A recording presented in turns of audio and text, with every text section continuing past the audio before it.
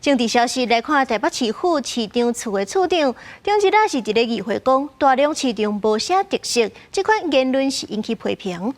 今仔日民進黨台北市長的參選人沈伯洋就去大量市場拜票，批評講若是有夠關心市場，就袂講出迄款話。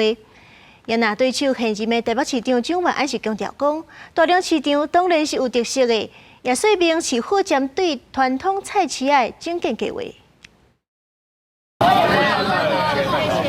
按照拜票，民進黨台北市長參選人沈伯洋規母帶規囝佇大量市場掃街。最近台北市市長處處長佇議會講，大量市場確實無什麼特色，和跨黨派議員講不滿。沈伯洋批評無夠關心才會講這種話。如果說這個關心是足夠的話，很難會突然蹦出這樣的話，因為畢竟如果說即使是在改建之前，大家應該都知道這邊是一個非常有特色的市場。那我們是希望我們能夠帶來革新，把這個重新動線設計之後，讓人潮能夠帶進去。台北市長蔣萬安30世紀在參加活動時陣講，大量市場當然有特色，尾也講出伊三大特點，強調有真濟計劃攏正在進行。市府會對每一個傳統市場的特色，導入各種活動、空間調整、全面優化，提升兩義體。大同市場當然有它的特色，其實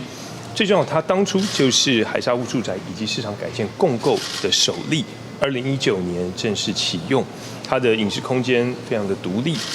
對國民黨台北市議員陳惠珠離島佇咧市政總質詢時陣講，若是沈伯洋選調市長，伊就捐100萬予台北市社會局。沈伯洋笑講，伊的政績又閣加一條。楊寶也隨講，社會局需要的毋若是錢爾，更較重要的是人無夠的問題。蔣萬安強調，伊會繼續專心佇咧市政，全力打拼。記者綜合報道。